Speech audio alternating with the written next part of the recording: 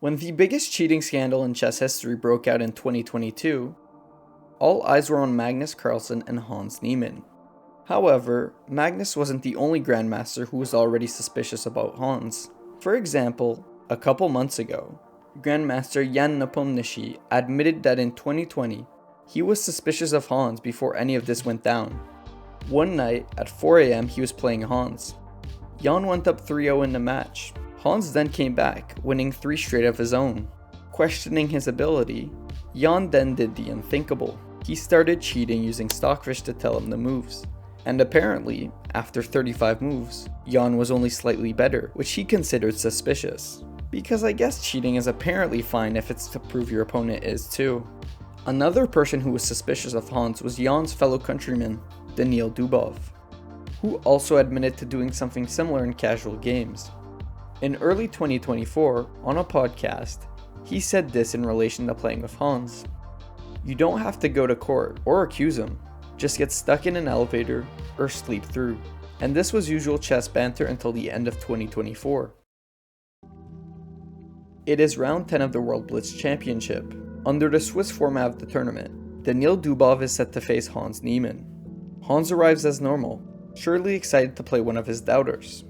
Dubov, however, would never arrive, leaving Hans to just stand there for the entire 3 minutes.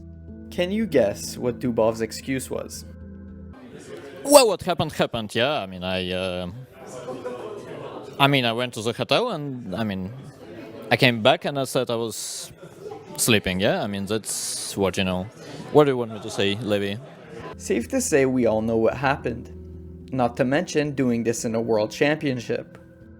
Dubov would go on to win the following 3 rounds, but not even qualify for the knockout rounds based on tiebreaks, as the tiebreaks factored his forfeit heavily in.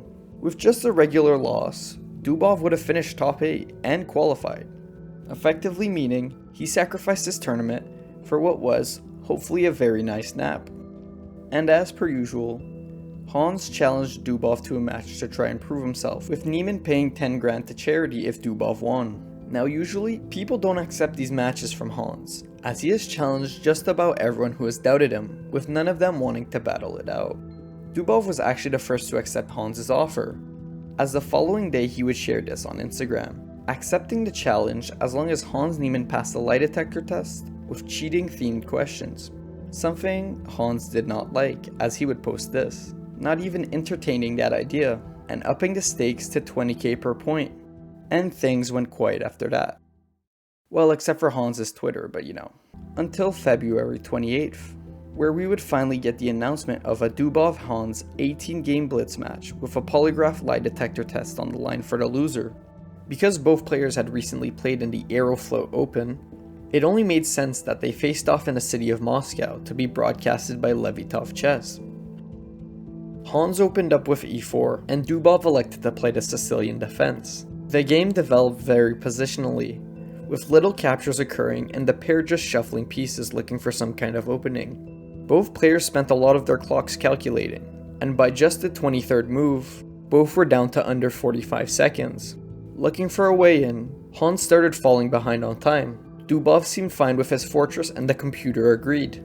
With 14 seconds remaining, Hans heavily hesitated, before taking a pawn with just a second remaining. He then went on to miss the clock when he pressed, running out of time just a second later. He then appealed, claiming that the clock hadn't worked. 1 5-minute video review later, and we were back. With the white pieces, Dubov played the English for game 2. He pushed pawns and played aggressively, gaining himself a far more active position. Not only was Dubov's position better to play, Hans was again careless with his time, ending up with under 20 seconds to nearly 2 minutes. All signs were pointing towards yet another Dubov win, down to under 10 seconds. Hans was trying to hold on, but Dubov had managed to get 2 connected passed pawns. And then Dubov blundered. By moving his king forward, Hans can threaten checkmate and the fork, 2 things that Dubov cannot defend at the same time, something Hans spotted in just 2 seconds. With Dubov losing his bishop, the game was now even. After a couple of sacrifices on both ends to stop promoting pawns, the game eventually settled as a draw. Despite getting himself down on time, Hans' great defense with under 10 seconds on his clock indicated that this match might be closer than a lot of people anticipated.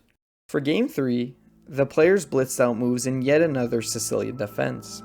After some development, the players castled opposite sides, and we found ourselves in a tactically heavy game with so much happening on the board. For the third game in a row, Hans found himself eating his time much less efficiently than Dubov. Despite this, Hans found himself entering the endgame better, with an extra pawn and a much safer king. The pair eventually traded down to a dead equal queen and rook endgame as things got faster. For about 25 moves, the pair would just jockey for position on the board and eventually trade rooks before a decisive moment in this game would happen. Hans would let Dubov force a queen trade that would also grant him a passed pawn, something that Hans could not stop in time. He would resign a couple moves later. Less than a minute later, we were back in it. Once again, we were back in the English Opening. Dubov was aggressive with his pieces, gaining more activity from the start. Hans, however, was extremely solid throughout, bleeding time at the start, but managing to hold it towards the end. With his strong moves compounding, Hans would eventually gain a position so crushing that all Dubov could do was resign. Game 5 saw yet another line of the Sicilian defense. All was balanced for the majority of the game, with Dubov taking his time to defend. Eventually, the game led to an equal material endgame with seconds on their clocks again. This time, Hans would use his pieces better, winning one pawn, then another, leaving Dubov with the only option, that is resignation. Game 6 was an absolute roller coaster of a game. Dubov found himself in a tricky spot early on when he let Hans march into his position, but things evened out after a large garage sale of pieces. Things, however, quickly returned to Hans's way as he began marching a passed pawn down the board, something which completely froze Dubov's pieces. Attempting to exploit this, Hans made a critical blunder. He attacked Dubov's bishop, which unknowingly blundered a complete fork. Somehow, both top grandmasters missed it for another round of moves, before Dubov would be the first to spot it. The move shocked Hans and caused an automatic resignation. Game 7 saw the pair finally play an original opening, the Italian game. This game, however, saw far less drama, as Dubov simply outplayed Hans, which eventually led to an infiltration of the queen and a resignation from Hans. With it being the penultimate game of the day, most pieces were quickly traded down. The game was developing as usual when Hans decided to sacrifice an exchange, when he did not need to. Dubov's rooks then just went on to bully Hans's position, leading to Hans resigning. The Nil had just won 3 in a row, and was looking very good for day 2. The final game of the day was yet another Italian, with Dubov playing aggressively and pushing hard into Hans's position. In doing so, Dubov went too far, as when he tried to bring in his bishop into the attack, he actually blundered a tactic. Hans spotted it in just a second and won the bishop. Dubov resigned just moves later. Day 1 came to an end with Dubov leading 5.5 to 3.5. With Dubov being an excellent blitz player, many thought this match wouldn't even be close, but Hans was actually keeping up fairly well. The game was far from settled at this point, but Dubov's experience was clearly shining through, and was the difference after 9 games. Both players arrived for day 2 of the event, hopefully cleansed from all the blunders that had happened the day before. For game 10, Dubov elected to play Queen's Gambit, but for the first game of the day, nothing really happened, with Hans poking around a bit, before the pair eventually agreed on a draw. Playing an Italian game, this round would prove to be no different to the others. The game was balanced throughout, with neither side really breaking through until one move derailed the entire game. After quite some shuffling in a rook endgame, both sides had a passed pawn. That's when Hans grabbed Dubov's other pawn. A big mistake, because Dubov can play an in-between check, and all of a sudden, a promotion is guaranteed. Another win for Dubov. Game 12 was probably the most boring of the bunch. It was a whole lot of moving and not much happening, and ended in a simple draw. At this point, Dubov had a 3-point lead, and just 6 games remained in the matchup, so he took his foot off the gas, and that's when things took a turn. Game 13 saw Hans outplay Dubov in an endgame for the win. Game 14 saw Dubov once again outplayed in an endgame, despite gaining a passed pawn. And Game 15, he got low on time, and once again got lost in an endgame. And all of a sudden, the match was level again, entering the final 3 games. Game 16 saw Dubov lock in once again. In the Catalan opening, Dubov managed to march both his knights into Hans' side of the board, which both froze Hans' pieces and forced him to use a lot of time to get out of it, eventually resulting in a fork of Hans' queen and rook. Hans took the pawn, and Dubov ended the game with the brilliant rook c1. Hans cannot protect his queen and checkmate at the same time, so he resigns. Advantage Dubov. In game 17, Dubov gave Hans just about nothing out of the opening, as he played conservatively and the pair traded pieces early on, ending up in a knight and rook endgame on move 20. Dubov's passiveness eventually turned bad as he blundered a pawn through a tactic, and then attempting to make up for it, he got his knight trapped behind enemy lines. The match was tied. Despite Hans being behind for practically the entire match, it was going down to the wire with the final game deciding it. And given that draws were rare in this match, the chances of this one being decisive were very high. Playing another Catalan, both sides were very meticulous in a rather positional game. Dubov got ahead first when he grabbed the free pawn, then declined another free one for more pressure. Dubov couldn't hold this position together, however, and things quickly returned to even. Not only had his lead evaporated, he had spent a lot of time thinking about it, falling down to less than 10 seconds versus 45. Eventually they traded down to an equal material 2-piece endgame. Although being rated completely even by the computer, Dubov's knight and bishop versus 2 knights would be an interesting fight. Hans first gave Dubov a winning idea when the knights galloped too far down the board, opening up a lovely path to promotion for the pawn. Dubov missed it and the pair traded bishop for knight. Dubov's passed pawn still remained a dangerous threat. With Hans having to tend to the pawn, Dubov gained much more activity on the right side of the board. Although tricky with just seconds remaining, it was still theoretically a draw. This is when, after thinking for just a second, Dubov found a beautiful move.